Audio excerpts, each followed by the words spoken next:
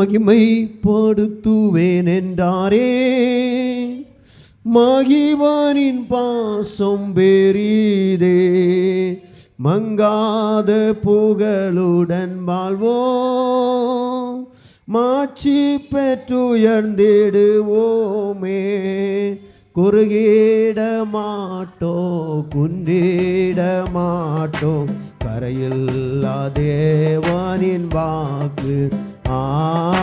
குறுகிட மாட்டோம், குன்றிட மாட்டோம், கரையில்லா தேவனின் வாக்கு. ஆனந்த துதி ஒலி கேட்கும், சத்தமும் தோனிக்கும். ஆகாயவின் மீனான் அவர் ஜனம் பெருகே, ஆண்டவர் வாக்கு பலி. ஆகாயவின் மீனான் அவர் ஜனம் பெருகே, ஆண்டவர் வாக்கு பலி. மாதி நிலை எகுவோமே, ஆசி திரும்ப பெறுவோமே. பாழான மண்மேடுகள் யாவோ பாராளுமே தன் மனையாகோ. சிறை வாழ்வு மாலரும் சீர்வாழ்வு மாலரும், சீயோனின் மகிமை தேரும். சிறை வாழ்வு மாறையும் சீர்வாழ்வு மாலரும், சீயோனின் மகிமை தேரும். ஆனந்த துதி ஒலி கேட்கும், பாடல் பாடல் சத்தமும் தோனிக்கும். ஆகாயம் ஆண்டவர் வாக்கு பலி. ஆகாயவின் மீனான் அவர் ஜனம் பெருகும், ஆண்டவர் வாக்கு பலிக்கும். விடுதலை முழங்கிடுவோமே, விக்கினம் யாவும் அகல. இடு கண்கள் சூழ்ந்திடும் வேளை, இரட்சகர் மீட்பருள் வாரி. நோகங்கள் முறிந்திடோ, கட்டுகள் அருந்திடோ, விடுதலை பெறோ விழா காண்டோ. நோகங்கள் முறிந்திடோ, கட்டுகள் அருந்திடோ, விடுதலை பெறோ விழா காண்டோ. ஆனந்த துதி ஒலி கேட்கோ, பாடல் பாடல் சத்தமும் தோனிக்கும். ஆகாயவின் மீனாய் அவர் ஜனம் பெருகும், ஆண்டவர் வாக்கு பலி. ஆகாயவின் பெருகும், ஆண்டவர் வாக்கு பலி. எங்கள் அன்பின் நல்ல பிதாவே, நல்ல வேலைக்காய்மை நாங்கள் நன்றியோடு சோதரிக்கிறோம். இந்த பரிசுத்தமான ஓய்வு நாள் ஆண்டவரே, இந்த கால வேளையிலே கர்த்தருடைய பாதபடியிலே கடந்து வந்திருக்கிறோம். இந்த நாள் ஆண்டவர் தந்த எங்கள் ஆயுசு நாளோடு தந்த நாளப்பா, மகிழ்ச்சியோடு உம்மை ஆராதிக்க நீர் தந்த நாளப்பா. எங்கள் ஆராதனையை பரலோகத்தின் தேவன் உற்று கவனிக்கிற ஒரு நாளப்பா. இந்த ஆராதனையிலே கர்த்தாவே நீர் எங்கள் நடுவிலே கிரியை செய்து, எங்கள் நடுவிலே நீர் அற்புதங்களை செய்த நல்ல தயவுக்காக உமக்கு நன்றி செலுத்துகிறோம். இந்த நாளிலையும் கர்த்தாவே நாங்கள் உம்முடைய சமூகத்தில் படைக்கப்பட்ட ஒவ்வொரு காணிக்கை பகுதியும் உம்முடைய கருத்தில் தருகிறோம். தம்முடைய பிள்ளைகள் இல்லாமையிலும் கர்த்தருக்கு என்று கொடுத்துருக்கிறாங்க. கர்த்தர் அவர்களுடைய கையின் பிரயாசத்துக்குரிய பலனை ஆண்டவரே நாளத்தனையாய் தம்முடைய பிள்ளைகள் திரும்ப பெற்றுக்கொள்ளத்தக்கதான விதத்தில் பரலோகத்தின் தேவன் இரக்கம் பாராட்டும்படியாக ஜெபிக்கிறோம். இந்த நாளில் எங்கள் தாவே எங்கள் ஒவ்வொரு குடும்பங்களையும் நீர் ஆண்டவரே தந்திருக்கிற விசுவாச குடும்பங்களுக்காய் நாங்கள் ஜெபிக்கிறோம். ஒவ்வொரு குடும்பங்களிலிருந்து ரட்சிக்கப்படாத ஒவ்வொரு பிள்ளைகளுக்காய் நாங்கள் ஜெபிக்கிறோம். ஒவ்வொருவரையும் கர்த்தர் ரட்சித்து ஆண்டவரே உம்முடைய ராஜ்யத்துக்கு சொந்தமாக்குகிற பிள்ளைகளாய் மாறத்தக்கதான விதத்தில் பரலோகத்தின் தேவன் இரக்கம் பாராட்டும்படியாக ஜெபிக்கிற கர்த்தாவே, அநேக குடும்பங்களில் ஆண்டவரே வேலைக்காக எதிர்பார்த்திருக்கிற பிள்ளைகள் உண்டு. ஆண்டவரே வேலை நிமித்தமாய் ஆண்டவரே மேற்படிப்பு வேலைக்காய் ஆண்டவர் உயர் பதவிக்காய் காத்திருக்கிற பிள்ளைகள் உண்டு. எல்லா பிள்ளைகளையும் தம்முடைய ஆண்டவரே விருப்பத்தின்படி ஆண்டவர் நிறைவான ஆசீர்வாதங்களை தந்து நடத்தும்படியாக நாங்கள் ஜெபிக்கிறோம். இந்த நாளில் கர்த்தாவே எங்கள் தேசத்தை நாங்கள் நினைக்கிறோம். இந்த தேசத்திலிருந்து அநேக ஜனங்கள் கடந்து வந்து கர்த்தரை ஆராதிக்க பரலோகத்தின் தேவன் எங்களுக்கு இரக்கம் பாராட்டும்படியாக ஜெபிக்கிறோம். இந்த நாள் கர்த்தர் தந்த நாளப்பா, இதில் கர்த்தாவே நாங்கள் மகிழ்ந்து கலிகூற கடவோம் வாருங்கள் என்று சொன்னது போல வந்திருக்கிறோம். நம்முடைய சமூகத்தில் நாங்கள் வந்து நிற்கிறோம். ஆண்டவரே நீர் எங்களை ஏற்றுக்கொள்வீராக. ஆண்டவரே நாங்கள் யோசேப்பை போல ஒழுங்கற்றவர்கள், நோவாவை போல நீதிமான்களும் அல்ல. ஆனாலும் நீர் எங்கள் மேல் இறங்கி எங்களை இம்மட்டும் நடத்தி வருகிற கிருபைகளுக்காய் உமக்கு நன்றி செலுத்துகிறோம். அந்த ஒவ்வொரு மக்களையும் கர்த்தர் ஆசீர்வதியும். ஒவ்வொருவருக்கு ஏற்ற தேவ வார்த்தைகளை பரலோகத்தின் தேவன் தரும்படியாக ஜெபிக்கிறோம். பரிசுத்த ஆவியானவர் எங்களோடு பேசுங்கப்பா. நாங்கள் அல்ல ஆண்டவரே, உம்முடைய மெல்லிய சத்தத்தை நாங்கள் கேட்க வேண்டும். மாம்ச சத்தம் இல்லை ஆண்டவரே, ஆவியின் இன்ப சத்தத்தை நாங்கள் கேட்கத்தக்கதான விதத்தில் பரலோகத்தின் தேவன் எங்களுக்கு ஏற்ற, எங்கள் இருதயத்திற்கு ஏற்ற நல்ல வார்த்தைகளை தந்து எங்களை தைரியப்படுத்தி எங்களை திடப்படுத்தி நாங்கள் ஒன்று கூட புது பலனை பெற்றுக்கொள்ளத்தக்கதான விதத்தில் பரலோகத்தின் தேவன் கிருபை பாராட்டும்படியாக ஜெபிக்கிறோம். எங்கள் ஆராதனை மீதி உள்ள பகுதியை பொறுப்படுத்திக் கொள்ளும். நம்முடைய கரத்திலே தருகிற நீர் ஆளுகை செய்யும்.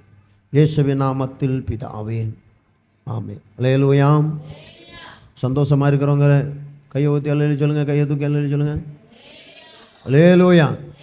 கதை நல்லவர். கதை நம்மை கிருபையினாலே இம்மட்டம் நடத்தி கொண்டே இருக்கிறார். இனிமேலும் நம்மை நடத்துவதற்கு அவர் வல்லமையுள்ள தேவன். அநேகரை காணவில்லை, ஆனால் கதை நம்மை கிருபையினாலே நடத்துவார். அல்லேலூயா. அல்லேலூயா. நமக்கு செவ்வாய்க்கிழமை சாயங்காலம் 6 மணி முதல் 7:30 மணி வரை கூட்டம் உண்டு. போன செவ்வாய்க்கிழமை கொஞ்சம் 1-2 பேர் தான் வந்தாங்க. நீங்கள் கடந்து வாருங்க, கர்த்தர் உங்களை ஆசீர்வதிப்பார். எனக்கு பெரிய ஆசை உண்டுங்க, நீங்கள் எல்லாம் வருவீங்க அப்படின்னு உள்ள எதிர்பார்ப்போடு நான் அங்கேருந்து ஓடி ஓடி வருகிறேன். கர்த்தர் நிச்சயமாக ஆசீர்வதிப்பார். வெள்ளிக்கிழமை நமக்கு உபவாச ஜெபம் உண்டு. 3 பேர் தான் இருந்தாங்க. முடிந்த அளவு எல்லா தெய்வ பிள்ளைகளும் வேலைக்கு போகாதவங்க உங்கள் வீட்டு வேலைகள் எல்லாம் சீக்கிரமாக முடிச்சுட்டு நினச்சிங்க கடந்து வந்து ஜெபம் பண்ணுங்க. கர்த்தர் நம்மை ஆசீர்வதிப்பாராக. அல்லேலூயா. அல்லேலூயா. நம்ம ஜெபம் பண்ணுறோம், ஜெபத்திற்குரிய பலனை கர்த்தர் என்ன செய்வா? தருவார் இல்லையா? விசுவாசிக்கிறீங்க தானே? விசுவாசிக்கிறீங்க தானே? எல்லோரும் ஒரு இல்லையே சொல்லுங்க பாவம். விசுவாசிக்கிறவங்க கர்த்தர் நிச்சயமாக என்ன செய்வாருங்க? தருவார். நம்ம ஜெபம் பண்ணுவோம், கர்த்தர் நமக்கு பெரிய காரியங்களை செய்வான். இன்றைக்கி சங்கீதம் வாசிக்க அன்பான சகோதரர் வாசிப்பார். ஏதோ மறந்து போய் நான் வாசித்துட்டேன். அடுத்த வாரத்துலேருந்து சங்கீதம் வாசிக்கிறது நான் நினைக்கிறேன் எல்லோரும் மாறி மாறி வாசிக்கிறது நல்லா இருக்கும். ஒரு ஆளை வாசிக்கிறத விட ஒவ்வொரு தடவை மாறி மாறி வாசித்தா அது மிகுந்த சந்தோஷமாக இருக்கும். அதுக்காக ஜெபம் பண்ணுங்க, கர்த்தர் நமக்கு பெரிய காரியங்களை செய்வான். நமக்கு ஊழியத்தில் இன்னும் அநேக தேவைகள் உண்டு. இப்போமே எல்லாம் சேரெல்லாம் நிறைஞ்ச மாதிரி இருக்கு இல்லையா? பார்க்க ரொம்ப சந்தோஷமாக தான் இருக்குது. இன்னும் கொஞ்சம் சேர் கூட நமக்கு என்ன செய்யணும்? வாங்கணும். அதுக்காக என்ன செய்வோம்? ஜெபம் பண்ணுவோம். கர்த்தர் நமக்கு என்ன செய்வார்? விசுவாசிக்கிறவர்களால் எல்லாம் ஆகும் இல்லையா? விசுவாசத்தோடு இருப்போம், கர்த்தர் நமக்கு பெரிய காரியங்களை செய்வார். கர்த்தர் நல்லவர் இல்லையா? இந்த நாளில் கடந்து வந்திருக்கிறவங்களையும் ஆண்டவர் இரட்சகருமாகிய இயேசுவின் நாமத்தினாலே நான் வாழ்த்துகிறேன், வரவேற்றுக் கொள்கிறேன். கர்த்தர் நமக்கு பெரிய காரியங்களை செய்வாராக. நேற்றைய தினத்தில் பெண்கள் கூடுகை நாகர்கோவிலில் நடந்தது. மிகுந்த ஆசீர்வாதமாக இருந்தது என்று எனக்கு சொன்னார்கள். அது இங்கே இருந்து எத்தனை பேர் போனீங்கன்னு ஒன்று தெரியாதுங்க. அது ஒரு மிகுந்த ஆசீர்வாதமாகவே இருந்திருக்கிறது. அல்லேலூயா. அநேகர் நம்ம கன்னியாகுமரி மாவட்டத்திலிருந்து எல்லா ஐபிசி சபைகளிலிருந்து கடந்து போனாங்க. கர்த்தர் பெரிய காரியங்களை செய்து கொண்டே இருக்கிறார். இப்படிப்பட்டதான கூடுகைகளுக்காக நம்ம கடந்து போவோம். கர்த்தர் நமக்கு நன்மையானதை தருவார். விசேஷமாக ஆகஸ்ட் மாதம் நமக்கு ஆற்றூர் சென்ட்ரல் சபையினுடைய கன்வென்ஷன் ஆற்றூர் சபையில் வைத்து நடைபெற இருக்கிறது. அதற்காக ஜெபம் பண்ணுங்க. அதற்காக அந்த கூட்டத்துக்கு அநேக தேவைகள் உண்டுன்னு சொன்னாங்க. இந்த தேவைகளுக்காக நம்ம ஜெபம் பண்ணுவோம். கர்த்தர் நமக்கு முடிந்தால் நம்ம என்ன செய்வோம்? உதவி செய்வோம். கர்த்தர் நம்மை ஆசீர்வதிப்பாராங்க இல்லையா? கர்த்தருடைய சமூகத்தில் நம்ம ரட்சிப்புக்காய் காத்திருக்கிற நம்மை ஆண்டவர் ஒரு நாளும் என்ன செய்ய மாட்டாருங்க? வெட்கப்படுத்தவே மாட்டார். ரட்சிப்பு கர்த்தருடையது. தேவரீருடைய ஆசீர்வாதம் நம்முடைய ஜனத்தின் மேல் இருப்பதாக. ஒரு மனிதன் முதலாவது தேவனுடைய ரட்சிப்பை முதலாவது அவன் காத்து கொள்ள வேண்டும். ஒரு மனிதனுடைய வாழ்க்கையில் ரட்சிப்பை கர்த்தர் எப்பொழுது தருகிறார் என்றால், அவன் தன்னை ஆண்டவருக்கென்று அர்ப்பணிக்கிறதான நேரத்தில் கர்த்தர் அவனுக்கு ஒரு ரட்சிப்பை அங்கே கட்டளையிடுகிறார்.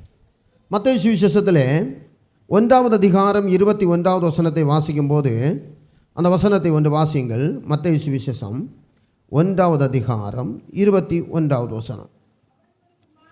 அவள் ஒரு குமாரனை பெறுவாள், அவருக்கு இயேசு என்று பெயரிடுவாயாக.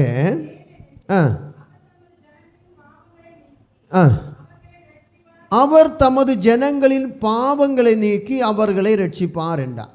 ஒரு மனிதனுடைய வாழ்க்கையிலே ரட்சிப்பு எப்பொழுது கடந்து வருகிறது என்றால், அவன் தன்னுடைய பாவத்தை அறிக்கையிடுகிறதான நேரத்தில் அவனுடைய வாழ்க்கையிலே விலையேற பெற்ற ஒரு ரட்சிப்பை கர்த்தர் கொடுக்கிறார். இந்த மரியாளுடைய வாழ்க்கையை நீங்கள் எடுத்துக்கொண்டால், மரியாள் நம்மை போல ஒரு சாதாரணமான ஒரு ஸ்திரீ தான்.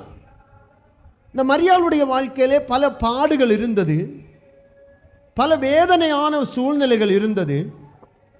இந்த மரியாள் ஆண்டவரை தேடுகிற ஒரு நல்ல குடும்பத்திலே பிறந்து வளர்க்கப்பட்டவள் இந்த மரியாள். இந்த மரியாள் மேல் பரிசுத்த வாழ்க்கையை காத்து கொள்ளக்கூடிய அந்த ஒரு பரிசுத்த ஜீவியம் செய்கிறதான ஒரு ஜீவிதம் இந்த மரியாளுக்குள் இருந்தது. அல்லேலூயா. இந்த மரியாள் தேவனுக்கு பிரியமானவளாய் தேவனை பிரியப்படுத்துகிறதான வாழ்க்கை வாழ்ந்தது நிமித்தமாக இந்த மரியாள் முகாந்தரம் இயேசு இங்கே கடந்து வருகிறார். இன்றைக்கு நம்முடைய வாழ்க்கையில் இயேசு வாசம் பண்ண வேண்டுமானால் ஒரு அர்ப்பணிக்கிற ஒரு தன்மை நமக்கு தேவைப்படுகிறது. அல்லேலூயா. லூக்கா சுவிசேஷத்தில் நீங்கள் வாசிக்கும் போது 1வது அதிகாரம் 38வது வசனத்தை வாசிக்கலாமே. லூக்கா சுவிசேஷம் 1வது அதிகாரம் 38வது வசனம். அங்கே மரியாள் ஒரு அர்ப்பணிக்கப்பட்டதான ஒரு காரியத்தை காட்டுகிறது. வாசிங்கள். அதற்கு மரியாள், இதோ நான் ஆண்டவருக்கு அடிமை. மரியாள் சொல்லுகிறார்.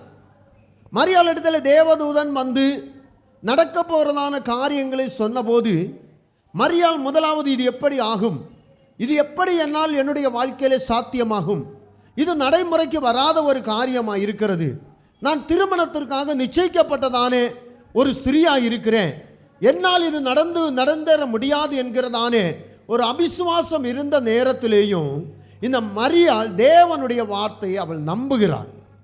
தேவனுடைய வார்த்தைக்கு தன்னுடைய இருதயத்தை அர்ப்பணிக்கிறாள். தேவனுடைய வார்த்தையை அவள் முழுவதுமாக எந்த ஒரு சந்தேகமும் இல்லாமல் தேவனுடைய வார்த்தையை முழுவதுமாக அவள் தன்னுடைய இருதயத்தில் அதை விசுவாசிக்கிறாள். தன்னுடைய வாழ்க்கையில் எதிர்காலத்தை நினைத்த கவலை அவளை விட்டு மாறுகிறது. தன்னுடைய எதிர்கால சூழ்நிலையிலே மற்றவர்கள் நம்மை பார்த்து எதை பேசுவார்கள் என்கிறதானே அந்த கவலை அவளை விட்டு மாற்றப்பட்டது. இதுவரை மரியாளுடைய வாழ்க்கையிலே பல கேள்விகள் எழும்பிக் கொண்டே இருந்தது. அல்லேலூயா. இந்த புருஷனை அறியாத இந்த மரியாள் பல சூழ்நிலைகளில் பல காரியங்களை யோசித்திருப்பாள். காரணம் என்ன?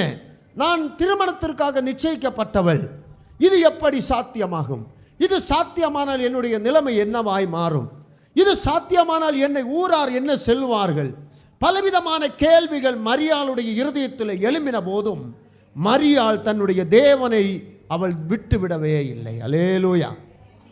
தன்னுடைய இருதயத்திலே அவள் எடுத்த தீர்மானம் உறுதியாயிருக்கிறாள். தீர்மானிக்கப்பட்டதான தீர்மானத்திலே அவள் எந்த ஒரு மாற்றமும் செய்யாமல் அவள் உறுதியாய் தன்னை அர்ப்பணிக்கிற ஒரு வாழ்க்கையை தான் நாம் இங்கே பார்க்க முடிகிறது. உலகம் எதை சொன்னாலும் பரவாயில்லை, உலகம் நான் அந்த ஆண்டவரை சுமக்கிறதுனாலே, இயேசுவை நான் ஏற்றுக்கொள்ளுகிறதுனாலே, இயேசுவுக்காக என்னுடைய வாழ்க்கையை அர்ப்பணிக்கிறதுனாலே என்னுடைய வாழ்க்கையில் என்ன கவலைகள் வந்தாலும் பரவாயில்லை, என்ன நிந்தனைகள் வந்தாலும் பரவாயில்லை, ஆண்டவர் எனக்கு போதும் என்கிற நிலைமையிலே மரியாள் ஆண்டவருக்காக அர்ப்பணிக்கிறார். அல்லேலூயா. இன்னைக்கு உலகத்திலேயும் கூட நாம் எடுத்துக்கொண்டால் இயேசுவை ஏற்றுக்கொண்டது நிமித்தமாய் அநேக குடும்பத்தார் அநேகரை வெறுத்து வைக்கிறார்கள், அநேகரை ஒதுக்கி விடுகிறார்கள். ஆனால் நாம் கலங்கி போய் விடுகிறோம், நாம் தளர்ந்து போய் விடுகிறோம். நம்மை விட்டு அவர்கள் மாறிவிட்டார்களே, நம்மிடத்தில் அவர்கள் பேசவில்லையே, என்னை அவர்கள் ஒதுக்கி விட்டார்களே என்றெல்லாம் நான் கலங்கி நிற்கிறோம். ஆனால் வேதம் சொல்லுகிறது, மரியாள் எதை பார்த்தும் கலங்கவே இல்லை. அல்லேலூயா. மரியாளுடைய இருதயத்தில் இருந்த அந்த விசுவாசம் அவளுடைய வாழ்க்கையில் ஒரு மாற்றத்தை கொண்டு வந்தது. என்ன கேட்கிற தெய்வ பிள்ளைகளை, நம்முடைய வாழ்க்கையில் ரட்சிக்கப்பட்ட நாட்களிலே அநேகர் நம்மை அற்பமாய் எண்ணி விடுவார்கள். இவனும் அந்த கூட்டத்தில் சேர்ந்து விட்டான் என்று பரிகாசம் பண்ணி விடுவார்கள். அநேகர் நம்மை அற்பமாய் எண்ணி விடுவார்கள். நாம் போகிற இடத்துல எல்லாம் நம்மை பார்த்து கேலி பண்ணி விடுவார்கள். ஆனால் வேதம் சொல்லுது, அவர்களை பார்க்கல கர்த்தர் நம்மை மேன்மையாய் கருதி இருக்கிறார். அல்லேலூயா. கரதோ எடுத்து அல்லேலூயா சொல்ல மாட்டீங்களா? அல்லேலூயா. கர்த்தர் நம்மை மேன்மையாய் வைத்திருக்கிறார். காரணம் என்ன? உலகத்தாரிடத்தில் இல்லாத ஒருவர் நம்மிடத்தில் இருக்கிறார். சத்திய ஆவியானவர் நம்மிடத்திலே வாசம் பண்ணுகிறார். உலகம் அந்த ஆண்டவரை காணவில்லை. அந்த ஆண்டவருக்காக நம்முடைய இருதயத்தை அர்ப்பணிக்கிறதான நேரத்தில் நம்மிடத்தில் அவர் வந்து வாசம் பண்ணும்படி அவர் சித்தமுள்ளவராயிருக்கிறார். அல்லேலூயா. இன்னைக்கு நம்ம இருதயத்தில் இடம் உண்டான்னு கேட்டால் இடம் இல்லைங்க. வேதம் சொல்லுது, ஒருவன் தேவனுடைய ஆலயத்தை கெடுத்தால், சொல்லுங்க, தேவன் அவனை கெடுப்பார். பைபிளில் இருக்குதானுங்க. இப்போ தேவனுடைய ஆலயம் எப்படி இருக்க வேண்டும்? பரிசுத்தமானதாக இருக்க வேண்டும். அந்த பரிசுத்தமானதாக இருக்க வேண்டுமானால் அந்த பரிசுத்த வாழ்க்கை வாழுவதற்கு நம்மை அர்ப்பணிக்க வேண்டும். மரியாள் ஆண்டவரத்தில் சொல்ற பாருங்க, நான் ஆண்டவருக்கு அடிமை. முதலாவது சொல்றார், நான் ஆண்டவருக்கு அடிமை. எப்படி சாத்தியமாகும் என்று பல சூழ்நிலைகள் அவள் கேள்விகள் வந்திருந்த போதும் அவள் இப்பொழுது சொல்லுகிற காரியம், நான் ஆண்டவருக்கு அடிமை. அல்லேலூயா. நான் ஆண்டவருக்கு அடிமை. அர்ப்பணிக்கிற வாழ்க்கை பாருங்க, ஒரு அர்ப்பணிப்பு தான் நம்முடைய வாழ்க்கையில் உயர்வை கொண்டு வரும். யாரெல்லாம் கர்த்தருடைய சமூகத்தில் அர்ப்பணித்தார்களோ அவர்களை கர்த்தர் உயர்த்தி தான் வைத்திருக்கிறார். அல்லேலூயா. அல்லேலூயா. அப்போ ஒரு அர்ப்பணிக்கப்பட்டதானே ஒரு ஜீவிதம் வாழுகிறவர்களாக நாம் இருக்க வேண்டும். கிறிஸ்தவர்கள் என்கிறதல்ல முக்கியம். நமக்கு கிறிஸ்துவை நாம் தரித்து கொள்ள வேண்டும். ஆண்டவரை ஆராதிக்கிறோம் என்று சொல்லுகிறதல்ல நம்ம முக்கியம். ஆண்டவர் நம்முடைய இருதயத்தில் இருக்கிறாரா என்று நாம் பரிசோதிக்க வேண்டும். நாம் இல்லாவிட்டால் பரிசுத்தமான வாழ்க்கை வாழ்கிறது என்கிறதல்ல முக்கியம், பாடுகிறதல்ல நமக்கு முக்கியம். ஆண்டவர் என்னிடத்தில் இருக்கிறாரா என்கிறதை தான் முக்கியம். அல்லேலூயா. ஆனால் இயேசு நம்மிடத்தில் வருவதற்கு நம்மை அர்ப்பணிக்கிற ஒரு சுபாவம் இருக்க வேண்டும். நெகேமியா கர்த்தரிடத்தில் அர்ப்பணிக்கிறார். நெகேமியா பாபிலோன் அடிமைத்தனத்திலே இருக்கிறார். பாபிலோனின் அடிமைத்தன வாழ்க்கையில் வாழ்ந்து கொண்டிருக்கிறார். நெகேமியா பாபிலோனின் அடிமைத்தனத்தில் வாழ்ந்து கொண்டிருக்கும் போது இஸ்ரவேலில் இருந்து பிடிக்கப்பட்டு கொண்டு போகிற ஜனங்கள் மூலமாக தேவாலயத்தை குறித்த ஒரு திட்டமான ஒரு விசாரிப்பு அவனுக்குள் இருந்தது. தேவாலயம் எப்படி இருக்கிறது, எருசலேமிலே கட்டப்பட்ட ஆலயம் எப்படிப்பட்டதான நிலைமையில் இருக்கிறது, அப்படி என்கிறதான அந்த ஆலயத்தை குறித்த வாஞ்சை ஒவ்வொரு நாளும் இந்த நெகேமியாவை நெருக்கி கொண்டே இருந்தது. நெகேமியா இருக்கிறது அடிமைதன வாழ்க்கை. பாவத்தின் பாபிலோனின் அடிமைதனத்திலே வாழ்ந்து கொண்டிருக்கிறார். பாபிலோனியர்கள் சிறைபிடித்து கொண்டு போயிருக்கிறார்கள். ஆனால் நெகேமியாவினுடைய வாழ்க்கையில எப்பொழுதும் தேவனுடைய ஆலயத்தை குறித்த அந்த வாஞ்சை அவனுக்குள்ளே இருந்தது. அந்த ஆலயம் எப்படி இருக்கிறது, ஆலயத்தினுடைய நிலைமை என்ன, ஆலயத்தில் எப்படி ஜனங்கள் ஆராதிக்கிறார்கள், இதைதான் முக்கியமாக நெகேமியா ஆராய்ச்சி பண்ணிக்கொண்டே இருக்கிறான். இப்பொழுது நெகேமியா அறிகிறான், நம்முடைய எருசலேமினுடைய அலங்கங்கள் இடிக்கப்பட்டு போய்விட்டது. ஆலயத்தினுடைய அலங்கத்தினுடைய சுவர்கள் அக்கினியால் இரையாக்கப்பட்டிருக்கிறது. ஓ, கர்த்தருடைய சமூகத்தில் அழுகிறான், ஆண்டவரே, எருசலேம் பாழாய் போய்விட்டதே, ஜனங்கள் எல்லாரும் பரிதபிக்கப்பட்டு விட்டார்களே, என்னுடைய ஆலய எருசலேமினுடைய அலங்க கட்டுவதற்கான வழிகளை திறக்க வேண்டும் என்று கர்த்தருடைய சமூகத்தில் போய் நிற்கிறான். ஆண்டவரே, எங்களை இரட்சிக்க வேண்டும், எங்களுக்கு இறங்க வேண்டும், எங்களுக்கு கைகூடி வர வேண்டும், பண்ண வேண்டும், நாங்கள் செய்கிற காரியம் எங்களுக்கு வாய்க்க வேண்டும். நெகேமியா கர்த்தருடைய சமூகத்தில் வந்து நிற்கிறான். ராஜாக்களுடைய மத்தியிலேயும் அவன் வெட்கப்படாமல் தைரியமாய் நின்றான். ஜனங்கள் எல்லாரும் ஒருமனப்படுகிறார்கள், ஜெபிக்கிறான் கர்த்தருடைய சமூகத்திலே, எங்களுக்கு எப்படி ஆகிலும் ஒரு ரட்சிப்பு வர வேண்டும். அல்லேலூயா. எங்களுடைய எருசலேம் ரட்சிக்கப்பட வேண்டும், எருசலேமினுடைய நிலைமைகள் ஒன்று மாற்றப்பட வேண்டும். கர்த்தருடைய சமூகத்தில் ஜெபிக்கிறான். ராஜாவினிடத்திலிருந்து கட்டளை வருகிறது. அல்லேலூயா. ராஜாவினுடைய உத்தரவோடு போய் எருசலேமை கட்டுகிறான். எருசலேமினுடைய அலங்கம் கட்டும் போது தான் அவனுடைய வாழ்க்கையில் பல நிர்பந்தமான நிலைமை வந்தது. அவன் எருசலேமை கட்டி கொண்டிருக்கும் போது அவனுக்கு விரோதமாய் 3 கூட்டமான ஜனங்கள் எதிராக எழும்பி வந்தார்கள். ஆண்டவருடைய பணியை நாம் செய்யும் போது, ஆண்டவருடைய ஊழியத்தை நாம் செய்யும் போது, ஆண்டவருக்காக நாம் நிற்கும் போது நம்முடைய சூழ்நிலைகளில் பலவிதமான நிலைமை எதிராக எழும்பி வந்து கொண்டே தான் இருக்கும்.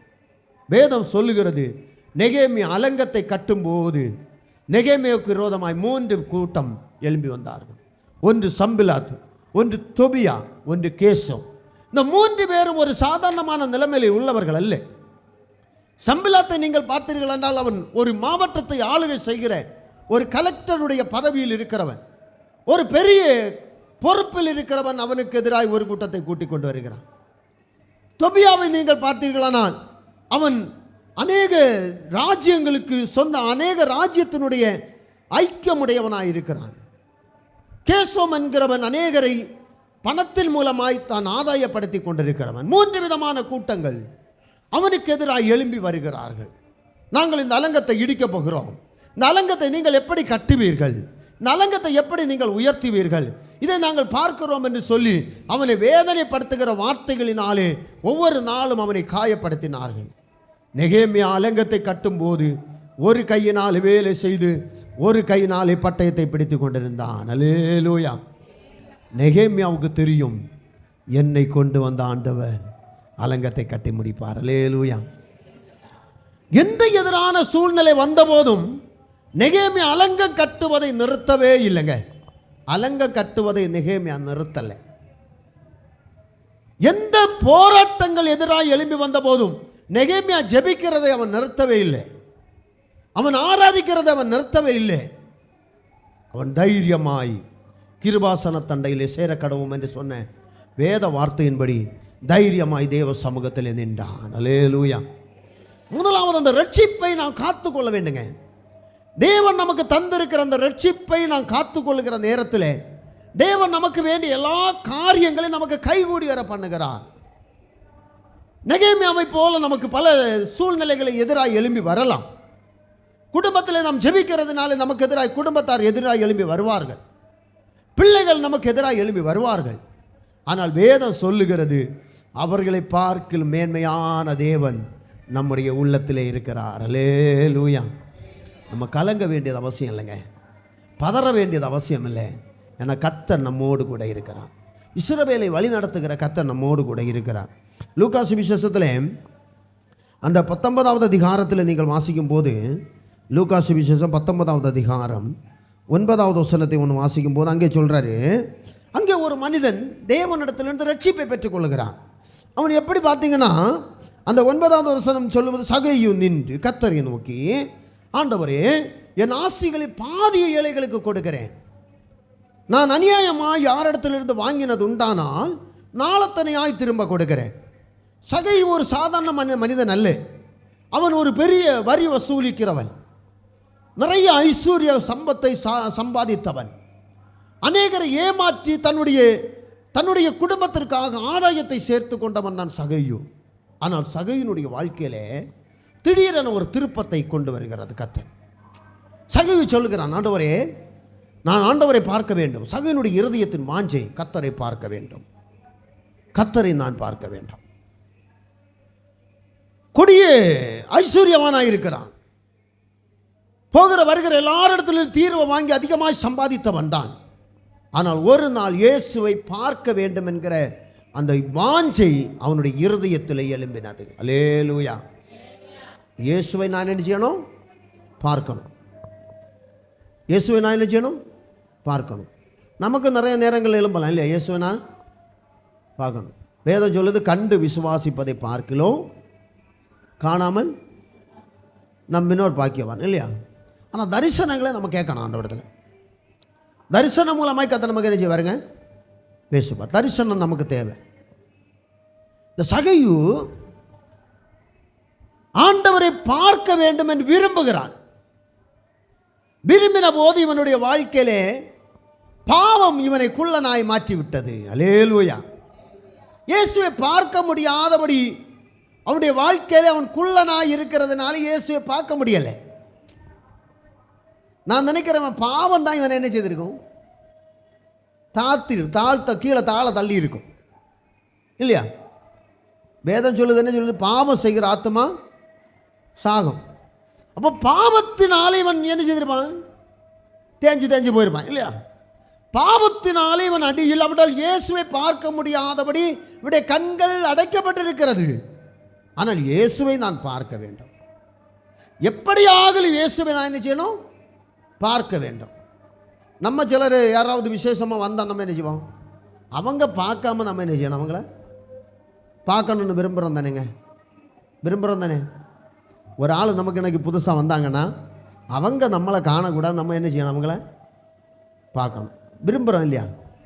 அதுபோல் தான் சகைவு என்ன செய்திருப்பான்? விரும்பியிருப்பான். சகைவுக்கு ஆசை, நான் யாரை பார்க்கணும்? இயேசுவை பார்க்கணும். யார் இடத்துலையும் அவன் சொல்லலை. தன்னுடைய மனதில் தீர்மானித்த அந்த எண்ணம் தோன்றின அந்த எண்ணத்தை யார் இடத்துலையும் அவன் வெளிப்படுத்தலை. வெளிப்படுத்திருந்தால் எல்லாரும் என்ன சொல்லியிருப்பாங்க? சகை இயேசுவை பார்க்க போகிறான், சகை இயேசுவை பார்க்க போகிறான் அப்படி சொல்லியிருப்பாங்களா? சொல்லியிருக்க மாட்டாங்களா? இன்னைக்கு நம்ம ரட்சிக்கப்பட்டவன ஊரே கூட்டுறோம், நான் ரட்சிக்கப்பட்டேன். சகை சொல்லலைங்க. யார் இடத்துலையும் ஒரு வார்த்தையும் சொல்லலை. அவன் சொல்ல முன் வரலை. அவனுக்கு தெரியும், நான் சொன்ன ஊரெல்லாம் என்ன செய்வாங்க? சீக்கிரமாக அறிஞ்சிடுவாங்க. சகையு தன்னுடைய இருதயத்தில் தீர்மானித்ததை வேறு ஒருவருக்கு அவன் வெளிப்படுத்தவில்லை. அல்லேலூயா, அல்லேலூயா. யாரிடத்துலையும் அவன் வெளிப்படுத்தலை. அவனுக்கு எண்ணத்தில் தோணுகிறது, நாம் இயேசு எந்த வழியாக வருகிறாருன்னு அறியணும். இயேசு வருகிற வழியை அறிகிறான், முன்னாய் ஓடுகிறான். இயேசு வருகிற வழியிலே முன்னாய் ஓடி போகிறான். பார்த்தபோது ஒரு காட்டத்தி மரத்தை காண்கிறான். அந்த அத்தி மரத்தில் ஏறி உட்கார விரும்புகிறான். அல்லேலூயா. அத்திமரம் எப்படி இருக்குங்க? இலைகள் எல்லாம் படர்ந்து உள்ளே இருக்கிற ஒருத்தரையும் என்ன செய்யாது? வழியை காட்டாது. பார்த்தீங்க தானே? அத்திமரம் பார்த்துருக்கீங்க தானே? அத்திமரம் பார்த்தது இல்லையா? அத்திமரம் பார்த்தவங்க எல்லாம் கையெழுத்துங்க பார்க்கட்டு. நம்ம ஊரில் இப்போ நிறைய அத்திமரம் நிற்குது. ஆனால் அது நல்ல அத்திமரமானு கேட்டால் இல்லை. அது கூட்டு வைக்கிறதுக்கெல்லாம் பயன்படும். ஆனால் அத்திமரம் நல்ல அத்திமரம் உண்டு. ஆனால் அந்த அத்திமரத்தில் ஏறி அந்த இலையெல்லாம் நிறைஞ்சிருக்கு பார்த்தீங்களா? அதுக்குள்ளே ஒழிச்சிருக்கிறான். இயேசுவை பார்க்க வேண்டும், இயேசுவை பார்க்கணும். அந்த ரட்சிப்பை தருகிற தேவனை நான் என்ன செய்யணும்? அநேகருக்கு அற்புதங்களை செய்கிறாரே அவரை நான் பார்க்க வேண்டும். வியாதிகளை சுகமாக்குறாரே அவரை நான் பார்க்க வேண்டும். பேய்களை துரத்துகிறாரே நான் அவரை பார்க்க வேண்டும். மரித்தவர்களை உயிரோடு எழுப்பி விடுகிறாரே அவரை நான் பார்க்க வேண்டும். அதுதான் நம்முடைய விருப்பம். இயேசுவை பார்க்கும்படியாக ஓடி வந்து காட்டத்து மரத்தில் ஏறி உட்கார்ந்தான். ஆனால் இயேசு அவனுடைய இருதயத்தின் நினைவை கண்டார். அல்லேலூயா. நான் நினைக்கிற நினைவுகளை அறிகிறவர் தான் நம்முடைய ஆண்டவராகிய இயேசு மட்டும். அல்லேலூயா. நான் நினைக்கிறது உங்களுக்கு யாருக்கும் தெரியாது, நீங்கள் நினைக்கிறது எனக்கு என்ன செய்யாதுங்க? தெரியாது. ஆனால் யாருக்கு தெரியும்? கர்த்தருக்கு தெரியும், கர்த்தருக்கு தெரியும். நம்முடைய நினைவுகளை அறிகிற ஆண்டவர், நம்முடைய எண்ணங்களை அறிகிற ஆண்டவர். சகையு இருந்த மரத்திற்கு கீழே வந்து நின்று சொல்லுகிறார், சகையுவே நீ சீக்கிரமாய் இறங்கி வா, நீ சீக்கிரமாய் இறங்கி வா. சகையு ஆச்சரியப்பட்டிருப்பான். பார்த்தீங்களா? நான் இந்த மரத்தில் இருக்கிறது யாருக்கு தெரியாது? வேற ஒருத்தருக்கும் தெரியாது, வேற எந்த ஒரு மனுஷனுக்கும் தெரியாது. பின்ன எப்படி இயேசு வந்தான்? இயேசு அறிகிறார். நம்முடைய வாஞ்சைகளை அறிகிறவன், நம்முடைய இருதயத்தின் நினைவுகளை அறிகிறவன், நம்முடைய செய்கைகளை எல்லாம் அறிகிறவன். ஆண்டவர் வந்து சொல்கிறாரு, சகைவே நீ சீக்கிரமாய் இறங்கி வா, நான் இன்றைக்கு உன் வீட்டில் தங்க வேண்டும். இந்த விருப்பம் என்னங்க? இயேசுவை நான் பார்க்கணும். இப்போ ஆண்டவருடைய விருப்பம் என்னங்க? சகையினுடைய விருப்பம் நான் இயேசுவை பார்க்கணும். ஆண்டவருக்கு விருப்பம் நான் வீட்டில் தங்கணும். நம்ம என்ன செய்யணும்? வீட்டில் தங்கணும். ஒரு கதைங்க, ஒரு நாளைக்கு ஒரு அம்மாட்ட சொன்னாரா, ஆண்டவர் சொன்னாரா, நான் இன்னைக்கு உன் வீட்டுக்கு என்ன செய்வேன், வருவேன். நமக்கு பெரிய சந்தோஷம். யார் வர்றது வீட்டுக்கு? இயேசு வாராரு. வீடெல்லாம் நல்லா தூத்து பெருக்கி காலையிலே நல்லா சுத்தம் பண்ணி வீட்டில் சமையல் வேலையெல்லாம் நடந்துகிட்ருக்கு. வீட்டில் என்ன நடக்குது? சமையல். யாருக்குங்க? இயேசுவுக்கு. இயேசுவுக்கு நல்ல விருந்து கொடுக்கும்படியாக இயேசு என் வீட்டுக்கு வருகிறாருன்னு சொல்லியாச்சு. இன்னைக்கு என் வீட்டுக்கு இயேசு என்ன செய்ய போகிறாரு? வரப்போகிறாரு அப்படின்னு சொல்லி நல்ல ஒரு விருந்தை ஆயத்தம் பண்ணி கொண்டிருக்கிறார். வீடெல்லாம் சுத்தப்படுத்தி கரெல்லாம் போட்டுட்டு நல்ல ஒரு விருந்தை ஆயத்தம் பண்ணும்போது திடீரென ஒருவன் வந்து காணிங் பில்டிங்னு அடித்தான். நம்ம ஓடி வந்து பார்த்தாங்க, இயேசு வந்து விட்டார். நமக்கு ஆசை என்ன? இயேசு வரப்பார், இயேசு வந்தார் அப்படின்னு சொல்லி சந்தோஷத்தோடு போய் கேட்டு திறந்தப்போ யார் இருந்து என்னதுங்க? ஒரு பிச்சைக்காரன். என்ன ஏம்மா தர்மம் கூடமா அப்படின்னு கேட்டேன். போயா உனக்கு தர்மமாவது ஒன்றும் இல்லை, நீ வெளியே போ. இயேசு என் வீட்டுக்கு என்ன செய்ய போகிறாரு? வரப்போகிறாரு. அவன் வேதனையோடு போயிட்டான். இந்த அம்மா வேலை செய்துட்ருக்கான். கொஞ்சம் முந்தி ஒருத்தன் வந்து பெல் அடித்தான். அம்மா குடிக்க கொஞ்சம் தண்ணி கூடமா. நம்ம சொன்னாங்க, போடா உனக்கு தண்ணி இல்லை ஒன்றும் இல்லை, தெருவில் ஏதாவது தண்ணி கிடைக்கும் அதை வாங்கி குடி. எனக்கு வீட்டில் ஒன்றும் என்ன இல்லை, இடம் இல்லை உனக்கு. ஏன்னா நீ இருக்கவும் உனக்கு தண்ணி தந்துட்டு இருக்கும்போது இயேசுவும் தண்ணி செய்யுது, அவர் வெட்கப்பட்டு போவார் இல்லையா அப்படின்னு சொல்லி அவனையும் துரத்தி விட்டாங்க. இப்போ வந்து மறுபடியும் சமையல் வேலை செய்துட்டுருக்கான். மூன்றாவது ஒருவன் வந்தான். அவனும் வந்து பெல் அடித்தான். இந்த அம்மா ஓடி வந்து இயேசு வந்து விட்டார், இது கண்டிப்பாக தான் இயேசு தான் அப்படி சொல்லி ஆவலோடு இயேசுவை சந்திக்கும்படி வந்தாங்க. இப்போ ஒருவன் வந்து நின்று கேட்குறாம்மா, உடுக்கிறதுக்கு துணியும் இல்லை, பழைய துணி ஏதாவது இருந்தால் கூட அம்மா அப்படின்னு கேட்டான். இந்த அம்மா சொன்னாங்க, துணியும் இல்லை ஒன்றும் இல்லை, என்னை தொந்தரவு பண்ணாத, சமையலெல்லாம் பாதியில் இருக்குது, என் வீட்டுக்கு யார் வர்றது? இயேசு வருவார். இயேசு வருவார் வருவார் வருவார்னு காத்து இருந்தாங்க. இந்த அம்மா வேலையெல்லாம் முடிச்சுட்டு, ஆண்டவரே எப்போ வருவீர், ஆண்டவரே எப்போ வருவீர், எல்லாம் சோபா எல்லாம் சரியாக்கிட்டுட்டு இயேசு வருவார் இயேசு வருவார் இயேசு வருவார்னு காத்துட்டு இருந்தான். இயேசு வரவே இல்லை. திடீரென்னு மத்தியானம் எல்லாம் தாண்டியாச்சு. ஏன்னா சாப்பாடு நேரம் என்ன செய்தாச்சு, தாண்டியாச்சு. அப்போ இந்த அம்மா ஜோம் பண்ண போகிறோம், ஆண்டவரே நீ ஏன் வரலப்பா, நீர் ஏன் போய் சொல்லுவீரோ, போய் சொல்லுவீரோ, என்கிட்ட சொன்னால் நீர் செய்வேன்னு தானே பைபிள் சொல்லுது, ஆனால் நீர் வரலையே, அப்போ நீர் போய் தானே அப்படின்னு கேட்டாங்க. இந்த அம்மாட்ட ஆண்டவர் சொன்னார், நான் உனக்கு வீட்டில் 3 தடவை வந்தேன், 3 முறை வந்தேன், 3 முறை நான் உன்னிடத்தில் வந்தேன், ஆனால் நீ என்ன செய்யலை, ஏற்றுக்கொள்ளவில்லை. 3 முறை நான் உன்னிடத்தில் வந்தேன், நான் 3 முறை உன்னிடத்தில் வந்தபோது நீ என்னை ஏற்றுக்கொள்ளவில்லை, என்னை துரத்தி விட்டாய், நீ என்னை அற்பமாய் எண்ணி விட்டாள், உடைய வீட்டில் இடமில்லை என்று சொல்லிவிட்டாய் அப்படின்னு சொன்னார். உடனே இந்த அம்மா கேட்டாங்க, ஆண்டவரே நீர் எப்பொழுது என்னுடைய வீட்டிற்கு வந்தீர்? முதலாவது ஆகாரம் கேட்டு வந்தேன், பிச்சை கேட்டு வந்தேன், தரல, விரட்டினேன். 2வது தண்ணி கேட்டு வந்தேன், தந்தா இல்லை, தண்ணி கூட தரல. 3வது வஸ்திரம் இல்லாதவனாய் வந்தேன், வஸ்திரம் கூட நீ தரல.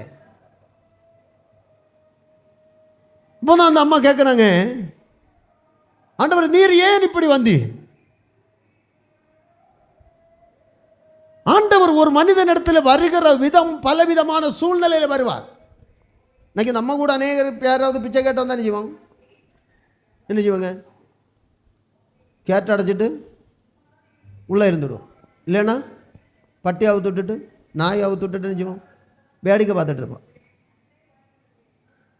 அப்போ இயேசு நம்மிடத்தை எப்படி வருவாங்க? இயேசு எப்படி வருவார்? ஆண்டவர் நம்ம எதிர்பார்க்கிறது உதவிகளின் மூலமாக தான் இயேசு நம்மிடத்தில் வர விரும்புகிறார். நாம் மற்றவர்களுக்கு செய்கிற தான தர்மத்தின் மூலமாய் நாம் யாருக்கு செய்கிறோம்? ஆண்டவருக்கு செய்கிறோம். வேதம் சொல்லுகிறது பார்த்தீங்களா, இந்த சிறியாரில் ஒருவனுக்கு எதை செய்தீர்களோ அதை யாருக்கு செய்தீங்க? அப்போ ரட்சிக்கப்பட்டவனா கண்டிப்பாக என்ன செய்வான்? இயேசுவை ஏற்றுக்கொண்டவன், இயேசுவை தரித்து கொள்ளுகிறவன் செய்வான் இல்லையா? இப்போ ஆண்டவர் சொல்கிறாரு, சகோதரன் இடத்துல சொல்கிறாரு, நான் உன் வீட்டுக்கு என்ன செய்ய போகிறேன், வரப்போகிறேன். இவனுக்கு பெரிய சந்தோஷம், இயேசு என் வீட்டுக்கு வருகிறார். இப்போ தான் சொல்கிறாங்க, இந்த பாவி ஆகிய மனுஷன் இடத்துல யார் என்ன செய்வது? இயேசு தங்க போனாரே அப்படின்னு சொல்கிறாங்க இல்லையா? இந்த பாவி ஆகியவனிடத்துல தங்க போகிறாரே அப்படின்னு சொல்லி அவங்க ரொம்ப தப்பாக பேசுகிறாங்க.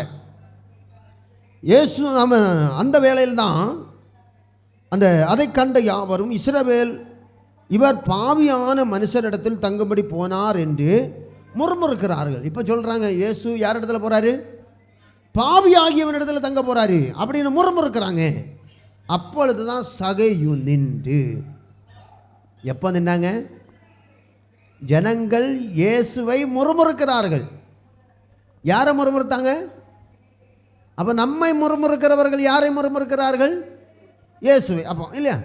இப்போ இயேசுவை முறுமுறுத்த போது சகையு நின்றான். அல்லேலூயா. அவன் சகையு நிற்கிறான். நின்று சொல்கிறான், கர்த்தரை நோக்கி, ஆண்டவரே, என் ஆசியில் பாதிய ஏழைகளுக்கு கொடுக்கிறேன். நான் ஒருவனிடத்திலிருந்து எதையாகிலும் அநியாயமாய் வாங்கினது உண்டானால் நாளத்தனையாய் திரும்ப கொடுக்கிறேன். அர்ப்பணிக்கிறான். தன்னுடைய வாழ்க்கையில பெற்றுக்கொண்டு அநியாயமாய் சம்பாதித்ததை திரும்பி கொடுக்கும்படி தன்னுடைய வாழ்க்கையை ஆண்டவருக்கு அர்ப்பணித்து கொடுக்கிறான். அல்லேலூயா. நான் வாங்கினது அநியாயமாக வாங்கியிருக்கிறேன், அதனால தான் இவர்கள் பாவியாகிய என்னிடத்தில் கடந்து போகிறார் என்று சொல்லி உம்மையும் தூசிக்கிறார்கள். பாவியாகிய என்னிடத்தில் நீர் வருவதற்கு நான் பாத்திர நற்றவன் என்று சொல்லி தன்னை ஆண்டவரிடத்தில் அர்ப்பணிக்கிறான். அல்லேலூயா. இப்போ சொல்றாரு, ஆண்டவர் சொல்றாரு, இப்போ தான் சொல்றாரு, இயேசு அவனை நோக்கி, இன்றைக்கு இந்த வீட்டுக்கு ரட்சிப்பு வந்தது. எப்போ இந்த வீட்டுக்கு ரட்சிப்பு வந்ததுங்க? எப்பம் பாவத்தை அறிக்கையிட்டானோ, எப்பொழுது தன்னுடைய தவறை உணர்ந்து கொண்டானோ, எப்பொழுது நான் செய்தது அநியாயம் என்று ஒத்துக்கொள்ளுகிறானோ, அந்த நேரத்திலே தான் ஆண்டவர் அவனிடத்தில் என்ன செய்கிறாராம்? ரட்சிப்பை கட்டளையிடுகிறார். அல்லேலூயா. இப்போ நம்முடைய வாழ்க்கையிலும் அநேக நேரங்களில் நம்ம அறிக்கையிட தவறி விடுகிறோம். நாம் செய்த தவறுகளை ஆண்டவரிடத்தில் மன்னிப்பு கேட்க தவறி விடுகிறோம். நாம் செய்ததை நியாயப்படுத்தி விடுகிறோம். ஆனால் சகையு அவன் செய்ததை நியாயப்படுத்தவில்லை. நான் செய்தது நன்மைதான் என்று அவன் நியாயப்படுத்தவில்லை. ஆண்டவருடைய பார்வை ஆண்டவரிடத்தில் வந்தபோது அவனுடைய இருதயத்திலே உலகத்தினுடைய காரியங்கள் அவன் சம்பாதித்ததெல்லாம் எண்ணி பார்த்தபோது அது ஒன்றுமில்லாத குப்பையை போல் அவனுக்கு தெரிந்தது. பவுல் சொல்றார் பார்த்தீங்களா, நான் எல்லாவற்றையும் சம்பாதித்தேன், ஆனால் இப்போ எல்லாவற்றையும் நஷ்டம் என்றும் குப்பைமாய் எண்ணுகிறேன். அல்லேலூயா. எனக்கு லாபமாக இருக்கிற எல்லாவற்றையும் நஷ்டம் என்று குப்பைமாய் எண்ணுகிறேன். பவுல் ஒரு சாதாரணமான மனிதன் இல்லைங்க. மிகுந்த கல்வியில் தேறினவன், மிகுந்த ஆஸ்தி ஐஸ்வர்யம் உள்ளவன், சொந்தமாய் கப்பல் எல்லாம் வைத்திருந்தவன் தான் பவுல். இந்த பவுல் சொல்றாரு, நான் லாபமான அனைத்தையும் நஷ்டம் என்று விட்டேன். அல்லேலூயா. ஏன் விட்டார் தெரியுமா? ஆண்டவருக்கு பிரியம் இல்லாதது ஒன்று எனக்கு என்ன வேண்டாம்? வேண்டாம். அல்லேலூயா. எல்லாவற்றையும் அவன் விடுகிறான். இப்போ ஆண்டவர் சொல்றாரு, இன்றைக்கு இந்த வீட்டுக்கு ரட்சிப்பு வந்தது. யாரெல்லாம் ஆண்டவருடைய சமூகத்தில் நம்முடைய வாழ்க்கையை அர்ப்பணிப்போமோ அவங்களுக்கு தான் ஒரு ரட்சிப்பு வரும். அல்லேலூயா. ரெண்டாவது ஆண்டவர் என்ன செய்கிறார்னா, நம்மை பிரகாசிப்பிக்கிறவராக இருக்கிறார். யோவான் சுவிசேஷம் 1வது அதிகாரம், யோவான் சுவிசேஷம் 1வது அதிகாரம் 9வது வசனத்தை வாசிக்கும் போது, முதலாவது நம்மை ரட்சிக்கிறார், ரெண்டாவது நம்மை பிரகாசிப்பிக்கிறார். வாசிங்கள். உலகத்தில் வந்து எந்த மனுஷனையும் பிரகாசிப்பிக்கிற ஒளியே அந்த மெய்யான ஒளி. ரெண்டாவதாக ஆண்டவர் நம்மை ரட்சிக்கப்பட்ட நம்மை ரட்சிப்பின் அனுபவத்தை பெற்றுக்கொண்ட நம்மை பிரகாசிப்பிக்க பண்ணுகிறான், வெளிச்சத்திலே நடத்த விரும்புகிறான். இருளின் அனுபவத்திலிருந்து நம்மை மாற்றி ஒரு வெளிச்சத்தின் பாதையிலே கொண்டு வரும்படி நம்மை விரும்புகிறார். அல்லேலூயா. நம்ம அடிமைதனமாகிய வீட்டில் இருக்கல்ல நம்மை கர்த்தர் ரட்சித்தது. பாவத்தின் அகோரத்திலே வாழ்வதற்கல்ல கர்த்தர் நம்மை ரட்சித்தது. கர்த்தர் ரட்சித்தது நம்மை பிரகாசிப்பிக்க பண்ணும்படியாக, மற்றவர்களுடைய பார்வையிலே நம்மை மகிமைப்படுத்தும்படியாக, நம்மை மேன்மைப்படுத்தும்படியாக ஆண்டவர் நமக்கு தருகிற ரெண்டாவது பாக்கியம் என்னன்னா, நம்மை பிரகாசிப்பிக்க பண்ணுகிறார். அல்லேலூயா. சங்கீதக்காரன் சொல்லும்போது சொல்கிறவர், என்னை காண்கிறவர்கள் யாரை காண வேண்டும்? யாரை காணணும் சொல்லுங்களேன்? கர்த்தரை காணணும். அல்லேலூயா. நம்மை காண்கிறவர்கள் யாரை காணணுங்க? நம்ம வேலை செய்கிற இடங்களில், நாம் வீடுகளில் இருக்கும்போது, பக்கத்தில் தெருவில் போகும்போது நம்ம பார்க்குறவர்கள் நம்மை எல்லாம் காண வேண்டியது நம்முடைய இயேசுவை காணணும். அல்லேலூயா. இல்லையா? வேதம் அப்படியே முக பிரசன்னத்தினால நம்ம என்ன செய்கிறாராம்? நிரப்புகிறான். இல்லையா? நம்ம பார்க்குறவங்க நம்முடைய நல் நடக்கை பார்க்கணுங்க. இயேசுவனுடைய அந்த அடிச்சுவடுகளை அவங்க பார்க்கணும். இன்றைக்கி அநேக விசுவாசிகளை பார்க்குறவங்களே புறஜாதிகள் என்ன செய்கிறாங்க? இதில் போனால் நம்மளும் இதே கதி ஆகிடுவோன்னு நினைக்கிறாங்க. ஏன்னா நல்ல வார்த்தைகள், நல்ல ஆவிக்குரிய வார்த்தையை சொல்கிறது யார்? அவங்க தான். அல்லேலூயா. நம்முடைய நடக்கை பார்க்கும் அவங்க கர்த்தரை காணணும். நம்முடைய செய்கையை பார்க்கணும். நம்ம பேச்சை பார்க்கும்போது இவன் தேவ மனிதன்னு சொல்லணும் நம்ம பார்த்து. அப்போ தான் நம்முடைய அந்த தேவனுடைய பிரசன்னத்தை நம்மளே பார்க்க முடியும். அந்த யோவான் சுவிசேஷம் யோபின் புஸ்தகம் 33வது அதிகாரம், யோபின் புஸ்தகம் 33வது அதிகாரம் அதனுடைய 29வது வசனத்தை நான் ஒன்று வாசிக்கலாமே. 33வது அதிகாரம் 29வது வசனம். இதோ தேவன் மனுஷனுடைய ஆத்துமாவை படுகுழிக்கு விலக்குகிறதற்கும் ஜீவனுள்ளோரின் வெளிச்சத்திலே பிரகாசிப்பிக்கிறதற்கும், ஜீவனுள்ளோருடைய வெளிச்சத்திலே நம்மை பிரகாசிப்பிக்கும்படியாக படுகுழிக்கு விலக்கி நம்மை ரட்சிக்கிறார். அல்லேலூயா. படுகுழிக்கு விலக்கி நம்மை என்ன செய்கிறாராம்? ரட்சிக்கிறார். அப்போ படுகுழியில் இருக்கிற நம்மை ரட்சித்து நம்மை பிரகாசிப்பிக்க பண்ண விரும்புகிறார். இந்த வார்த்தையை நீங்கள் பார்க்கும்போது யோபினிடத்திலே அவனுடைய சிநேகிதன் சொல்லுகிற வார்த்தைங்க. யோபுக்கு 4 சிநேகிதர்கள் இருந்தார்கள். 4 சிநேகிதர்கள். யோபனுடைய துன்ப நாட்களிலே இந்த 4 பேரும் வந்து கடந்து வருகிறார்கள். யோபு நினைக்கிறான், எனக்கு ஆறுதலான வார்த்தைகளை சொல்வார்கள், என்னை தேற்றுவார்கள், என்னை பிரகாசிப்பிக்க பண்ணுவார்கள். நான் ஆசீர்வாதமாக இருந்தபோது என்னோடு கூட இருந்து நன்மைகள் பெற்றவர்கள் அல்லவா அப்படின்னு யோபு நினைக்கிறான். ஆனால் யோபு நினைக்கிறதுக்கு மாறாய் இந்த 4 பேரும் நன்மைகளை பெற்றவர்கள் கூட யோபுக்கு எதிராய் தான் பேசுகிறார்கள். அல்லேலூயா. யோபுவை மிகவும் கடினமான வார்த்தைகளால் பேசினார்கள் என்று வேதம் சொல்லுகிறது. யோபனுடைய வாழ்க்கையிலே அவன் ஐஸ்வர்யவானாக இருந்தபோது மிகுந்த நண்பர்கள் இருந்தார்கள், சிநேகிதர்கள் இருந்தார்கள். இப்பொழுது எல்லாரும் கைவிடப்பட்ட நிலைமையிலே யோபு காணப்படுகிறான். யோபனுடைய மனைவியும் இப்பொழுது தன்னை விட்டு நீங்கி விடுகிறான். தனிமையிலே யோபு மட்டும் படுத்து கிடக்கிறான். யோபுக்கு உதவி செய்ய 2 பேர் உண்டுங்க. 2 காரியம் தான் உண்டு யோபுக்கு உதவி செய்ய. ஒன்று ஒரு நாய், இன்னொன்று அவனிடத்தில் இருந்த ஒரு சின்ன ஓட்டத்துண்டு. ஓட்டத்துண்டதுக்குன்னா சொறியும் போது என்ன செய்யணும்? ஊறும்போது சொறிகிறதுக்கு. நாய் என்ன செய்யும்? அவனுடைய பருக்களிலிருந்து வழிந்து வருகிற அந்த சீலை நக்கிறதற்கு.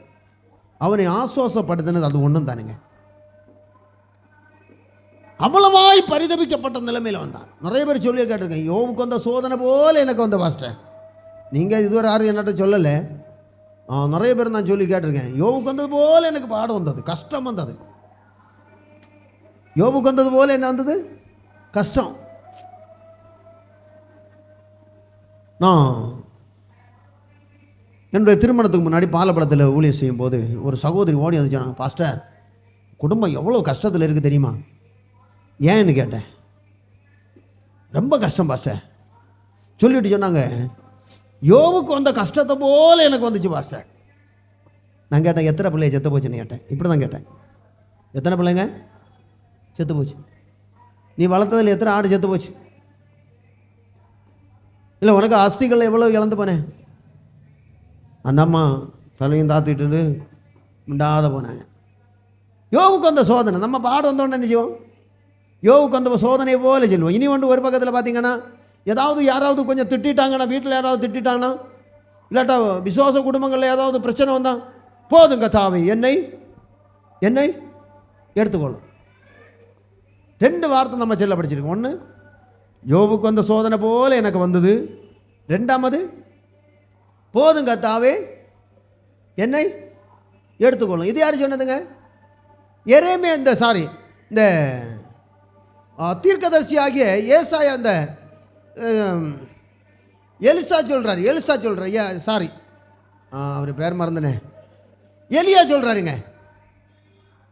அவர் சொல்கிறாரு, எல்லாராலும் நான் நெருக்கப்பட்டிருக்கிறேன். இப்போ அவர் சொல்லியிருக்கிறார், அவருடைய வார்த்தையினாலே தான் அங்கே மழையும் பனியும் பெய்யலை.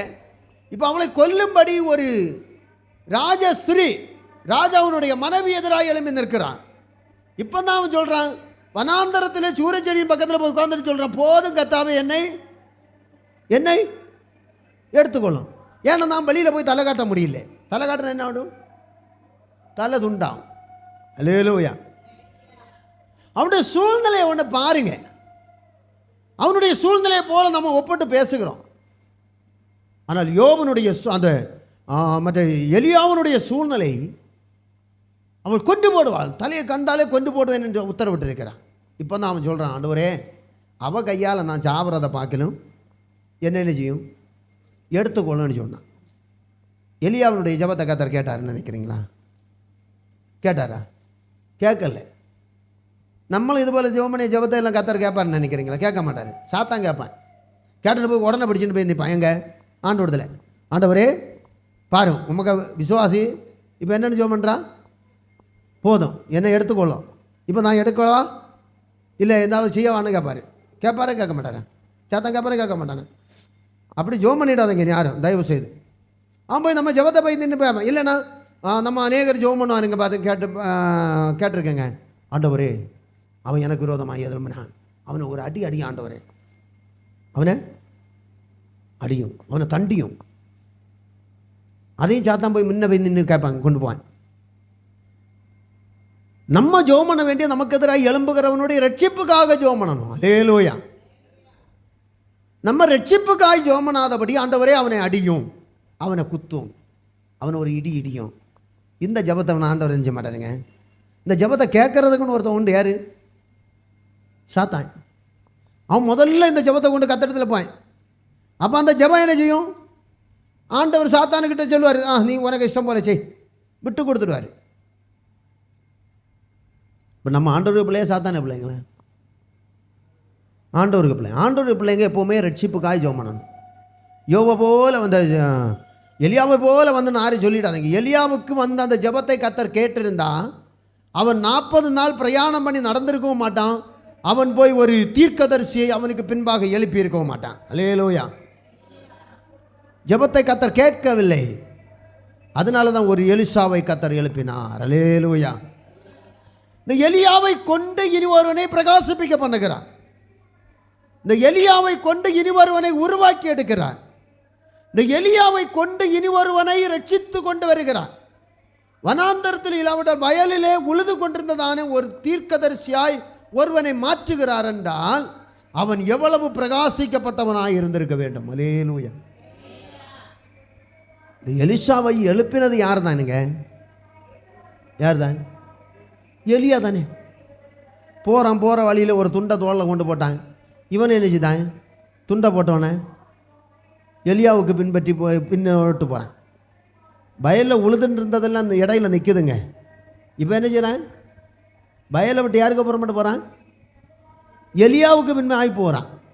இப்போ எலியா எடுத்துக்கொள்ளப்படும் போதும் எலியாவின் இடத்துல எலியா கேட்கிறார், உனக்கு என்ன வேண்டும் கேள். இவன் கேட்டான், உன்னுடைய ஆவிகளில் ரெட்டிப்பான வரத்தை எனக்கு என்ன செய்யணும்? தரணும். அவன் கேட்கல, ஆண்டவரே எலியாவே நீ பட்ட பாடு ஒன்று எனக்கு வேண்டாம், ஒரு சுகபோகமான வாழ்க்கை தாருன்னு கேட்டிருக்கலாமா? கேட்டிருக்கூடாது. கேட்டிருக்கலாம் தானே? கேட்டிருக்கலாம் இல்லையா? அவன் கேட்டானா? இல்லை. அவன் கேட்டான், உம்முடைய ஆவிகளில் ரெட்டிப்பான வரை எனக்கு என்ன செய்யணும்? தரணும். எலியா 7 அற்புதம் செய்தான்.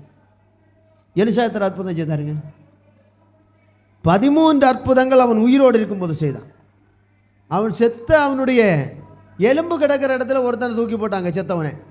எலிசாவினுடைய எலும்புகளுக்கு மேல் அந்த சரீரம் விழுந்தவுடனே அது உயிர் பெற்றுள்ளது. அது அல்லேலூயா.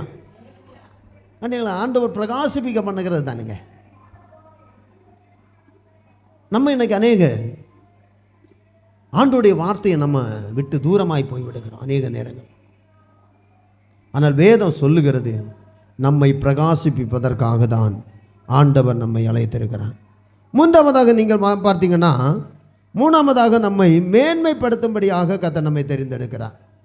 மேன்மைப்படுத்தும்படியாக யோசுவாவின் புஸ்தகம் 3வது அதிகாரம் 7வது வசனத்தை ஒன்று வாசிக்கும் போது, 3வது ஆண்டவர் நம்மை மேன்மைப்படுத்தும்படியாக தேவன் அழைத்திருக்கிறார். யோசுவாவின் புஸ்தகம் 3வது அதிகாரம் 7வது வசனம்.